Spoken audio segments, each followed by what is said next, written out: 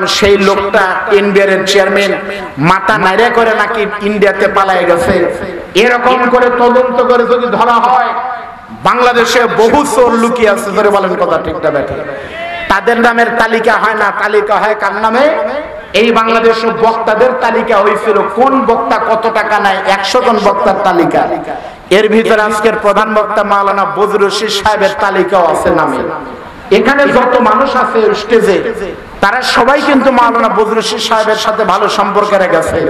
এই গ্রামে একটা পাগল আছে শাহিনুল ভাই, আপনাদের গ্রামে বাড়ি তো। ওরে বাবা, হুজুরে করার জন্য মারছিলই আজকে, মানে ভালোবাসার প্রকাশ করতে গিয়ে পাগল। ও তো প্রত্যেক সপ্তাহে যায়, ভালো মানুষ। আলেমদের টাকায় কি হয়?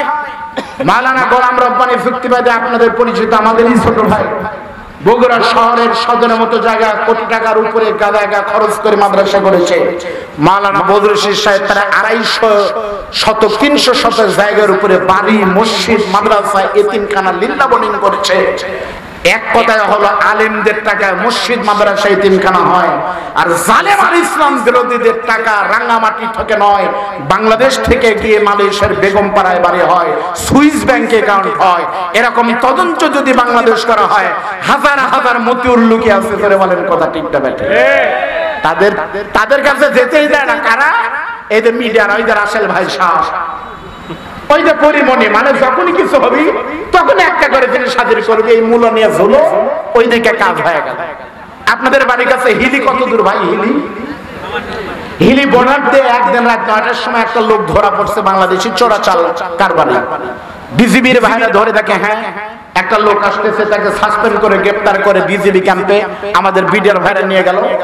গিয়ে দেখতেছে একটা সাইকেল, ধরে বলেন কি? সাইকেলের পিছনে দেখা গেল একটা বস্তা। বিডিআর এর যিনি অধিনায়ক তিনি বলতেছে, সাইকেল সাইড কর আর বস্তাটা চেক করো। সাইকেল সাইড করো, বস্তাটা চেক করো। হ্যাঁ, বস্তা চেক করা হলো। বস্তা চেক করে দেখতেছে খালি বালু আর বালু। বিডিআর এর যিনি অধিনায়ক তিনি বলতেছে, বেটা কি পাগল নাকি? বালু আনার জন্য ভারত যাওয়া লাগে? যত কাজ বাংলাদেশে হচ্ছে, রাস্তার কত বালু বাংলাদেশে, গাড়ি দিয়ে নিয়ে যাও, ভারত কেন গেলি? প্রথমবার মনে করছে পাগল, ছেড়ে দিছে। এক সপ্তাহ পরে একই ব্যক্তি আবার ধরা পড়ছে, সাইকেল বস্তা। ক্যাম্প প্রধান বলতেছে, সাইকেল সাইড করো, বালুর বস্তা চেক করো। চেক করা হলো বালু।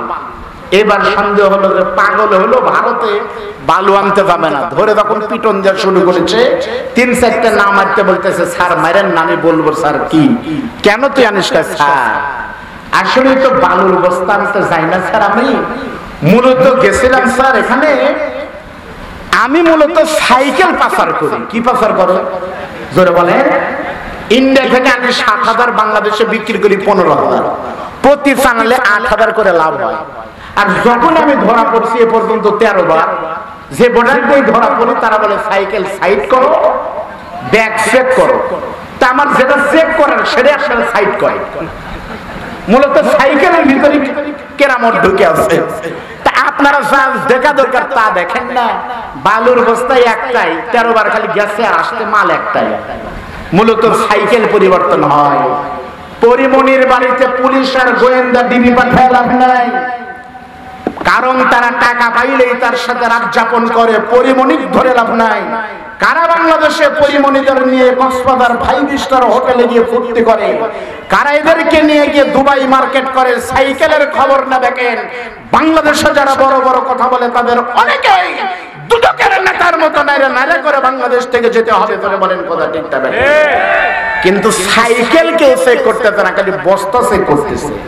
বিপদে কানে আল্লাহ নবীর সাহেব হযরত উবাই বলতেছে, আমিরুল মুমিনিন, আপনি যে পরিচয় দিলেন তাকওয়া, এর নাম হলো তাকওয়া।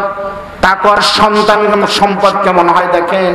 হযরত ইব্রাহিমকে বাবা ইব্রাহিম, ইসমাইলকে ইব্রাহিম বলতেছে, বাবা ইব্রাহিম, আমি তোমাকে জবেহ করতে চাই, তোমার মতামত কি? এখান থেকে খালি ওয়াসনা কুরবানি দাও নয়, সঙ্গে সঙ্গে ইসমাইল তখন বলতেছে, না আমার কলিজার টুকরা বাবা, সত্যি যদি আপনাকে আমাকে জবেহ করতে চান কোনো সমস্যা নাই, সাতাজিদুনি ইনশাআল্লাহু মিনাস সাবিরিন, অবশ্যই আপনি আমাকে ধৈর্যশীল হিসাবে পাবেন। বলেন সুবহানাল্লাহ, লিল্লাহি তাকবীর। প্রিয় ভাইরা, জি আপনাদের এখানে আমি দেখলাম এখানে তাকবীর দেওয়ার দায়িত্ব নিয়েছে আমার ছোট ভাই সাইদি, যত তাকবীর সে দিচ্ছে। আচ্ছা আপনারা কিভাবে বসেছেন? এই পাশে আলে হাদিস, এই পাশে হানাফি, ওই পাশে পীরপন্থী। ওরা তাকবীর দিলে আমরা ধরবো না, আমরা দিলে তা ধরবো না, তাই কি আপনারা ধরেছেন? না আপনারা এক হয়েছে? পীর মাশায়েখ কওমি আলিয়া সব আমরা আজকে এক হয়ে গেছি, ধরে বলেন ঠিক না ভাই? এতক্ষণ ওর সাথে স্লোগান দিছেন, একটা স্লোগান লিল্লাহি তাকবীর। বেগুন গ্রাম চশমায়ে উলুম মাদ্রাসা না? এইবার বেগুন গ্রামের বাইরে যারা মুসাফির আছেন বাইরে থেকে, তারা বলেন তো লিল্লাহি তাকবীর। বুঝা গেল না বারে কারা পারলো? এবার সবাই মিলে একটা হাত তোলেন, সবাই মিলে হাত তোলেন, সবাই মিলে তোলেন, এক তাকবীর দিবেন। একটু হাতটা একটু নাড়ান তো ভাই। হাদিস হবে তারও দরকার নাই, সবাই আওয়ামী লীগ করবে তা কেন, তাও দরকার নাই। আপনারা বলেন তো আঙ্গুলের 5টা আঙ্গুল কি একরকম না 5টা 5 রকম? বলে প্রত্যেকটা আঙ্গুল কিন্তু আলাদা আলাদা, প্রত্যেকেরই কিন্তু কাজ আছে। এটা দিয়ে কিন্তু আল্লাহর বরত্ব দেখানো হয়, এটা দিয়ে বিজয় চিহ্ন আমরা পাস করছি দেখানো হয়। আলাদা কিন্তু কাজ আছে, একটা আঙ্গুলের কোনো কাজ নাই, সেটা হলো এই ছোট কনিষ্ঠ আঙ্গুল না দিলেও হতো, এর কোনো কাজ আছে? অনেকে বলতেছেন নাই নাই। মাঠের ভিতরে গিয়ে আপনি জমি চাষ করতেছেন, যদি কান চুলকানো শুরু হয়, কটন বাটো নাই, মুরগিও নাই, টান মেরে ধরে সাইজ করবেন, তখন এই কাম দিয়ে দেখবেন কি আরাম মনে হয়। এটাই জরুরি, এগুলো না হলে হতো। সব আঙ্গুলের কাজ ভিন্ন ভিন্ন, কিন্তু একটা সময় কিন্তু 5টা আঙ্গুল এক হয়। বলেন তো কোন সময়? নামাজের সময় না, খাবার সময়। খাবার সময় যদি 5টা আঙ্গুল এক না হয়, এই ছোট আঙ্গুল যদি বলে না ভাই আমি নফল রোজা আছি তোমরা খাও, তাহলে এই আঙ্গুল বাদ দিয়ে 4 কি খাবার পারবে ভাই? এখন এই 4 জনের স্বার্থে একজন রোজা থাকে না। আমি জানি আপনি সৃষ্টিয়া তরিকার মুরিদ, কোনো সমস্যা নেই, আপনাকে সালাম। তবে ইসলামের স্বার্থে আপনাকে এক হতে হবে। আপনি আলে হাদিস হানাফির সাথে ঈমানের জন্য এক হতে হবে। আজকের মাহফিল হবে তার মাইল ফলক। এই বেগুন গ্রাম চশমায়ে উলুম মাদ্রাসা আছে, আমি জানি এই বেগুন গ্রামের নাম সারা বাংলাদেশ আজকে মিডিয়ার মাধ্যমে জানবে। আলহামদুলিল্লাহ, জায়গার কারণে দাম বাড়ে, মদিনার কারণে কিয়ামত পর্যন্ত মদিনার দাম বাড়বে, ব্যক্তির কারণে দাম বাড়ে। এই গ্রাম অজপার আগে একটা সোনার টুকরা জন্ম নিয়েছে আইয়ুব আলী আনসারী। কে জানে, হয়তো এর এলাকার গ্রামের কিছু তেলতেলা দালাল আছে, তেলতেলা দালাল।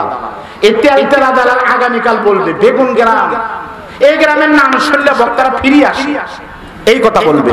বেগুন গ্রামের কারণে ফিরে আসেনি মিয়া, আইয়ুব আলী আনসারীর কারণে এসেছে। এই আইয়ুব আলী আনসারীর জন্মের কারণে যদি এখানে আসে, ইনশাআল্লাহ মাওলানা বদরুল সাহেব এবার এসেছেন, আল্লাহ যদি কবুল করে ওনারা তো আসবেনই। কোনদিন মিজানুর রহমান আজহারিও বাংলাদেশ আসলে বেগুন গ্রামে আসবে আনসারীর কারণে। আপনারা সকলে হিংসা না করে মাহফিলকে তাকে আপনারা সাপোর্ট করবেন, করবেন ইনশাআল্লাহ। আল্লাহ আমাদের প্রত্যেককেই কবুল করুন, জোরে বলেন আমিন, আরো জোরে বলেন আমিন। আপনারা সকলে বসেন, আমি আমার বক্তব্য এখানে শেষ করে ঘোষককে আর সুযোগ না দিয়ে আমরা এই বক্তব্য, আলহামদুলিল্লাহ প্রধান বক্তা ওঠার আগে আপনাদের কলিজার টুকরা আগামীর বজলুরশি, আগামীর আমির হামজা, আগামীর আজহারি, আমার সেনাসপদ কলিজার টুকরা আইয়ুব আলী আনসারী 2-1 মিনিট কথা বলেই প্রধান বক্তা আলোচনা করবেন। আসসালামু আলাইকুম ওয়া রাহমাতুল্লাহি ওয়া বারাকাতুহু।